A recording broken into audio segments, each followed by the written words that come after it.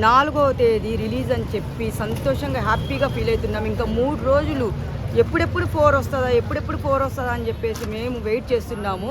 Wait చేసి first డేనే first షోకి వెళ్ళిపోతాం. మేము లేట్ మాత్రం చెయ్యము. ఓకే, ఇప్పుడు చూసుకుంటుంటే చాలా కాంట్రవర్సీలు వస్తున్నాయి ఏ అప్డేట్ వచ్చినా పెద్ద నుంచి. అలాంటిది ఇప్పుడు హిట్ కొడతాది అంటారా లేదన్నా ఫ్లాప్ ఏమైనా అనుకోవచ్చా? ఎందుకయ్యా గేమ్ చేంజర్ గురించి మాట్లాడారు. పాపము ట్రోల్ చేసి చేసి చేసి గేమ్ చేంజర్ మొత్తం ఫ్లాప్ చేసేసారు. ఈయన ఇంత కష్టపడి దెబ్బలు తగిలించుకొని మూవీ చేసి కూడా మనం హిట్ అవ్వాలని చెప్పి కోరుకోవాలి. దీంట్లో మొత్తం స్పోర్ట్స్ పరంగా ఉంది సినిమా. స్పోర్ట్స్దే ప్రతి ఒక్కరు డబుల్ యాక్టింగ్ అంటున్నారు. మరి ఏమో నాకు అర్థం కాలేదు, డబుల్ యాక్టింగ్ అంటున్నారు. కానీ శ్రీదేవి కూతురు కూడా 2వ సినిమా ఇది. ఎన్టీఆర్ గారితో చేసింది, తర్వాత రామ్ చరణ్తో చేసింది. ఆ అమ్మాయికి కూడా శ్రీకాకుళం లాంగ్వేజ్ ఏదో ఇచ్చారంట. మనకి మాట్లాడే అమ్మాయికి లాంగ్వేజ్ ఇచ్చారంటే ఎట్లా మాట్లాడిందో తెలియదు. చాలా కామెడీగా ఉంటుంది ఆమెకి ఇచ్చిన లాంగ్వేజ్.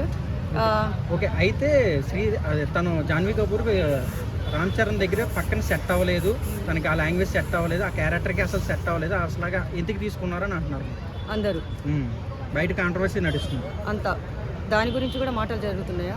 ఆ అమ్మాయికి సెట్ కాలేదంటే అవును. ఇప్పుడు ఆమె అంత పెద్ద హీరోయిన్ కూతురు లాంగ్వేజ్ అంటే శ్రీకాకుళం లాంగ్వేజ్ మనం మాట్లాడాలంటేనే ఎట్లనే ఉంటుంది.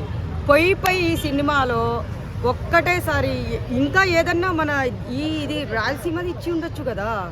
ఇది ఇస్తే కొంచెం సెట్ అయిపోయేది కదా. కానీ నేను కూడా అనుకున్నాను సెట్ అవ్వలేదు, ఆ లాంగ్వేజ్ సెట్ కాలేదు అనుకున్నాను. మరి అయితే ఇప్పుడు ఈ రామ్ చరణ్ గారిని చూస్తే ఏమనుకుంటున్నానంటే దాంట్లో స్పోర్ట్స్ చూపించారు, అది సినిమా హిట్ అవ్వాలని కోరుకుంటున్నా నేను. కానీ నాకు మీరు వేసిన క్వశ్చను ఇది కరెక్టే. ఆ అమ్మాయికి ఆ లాంగ్వేజ్ సెట్ కాలేదు.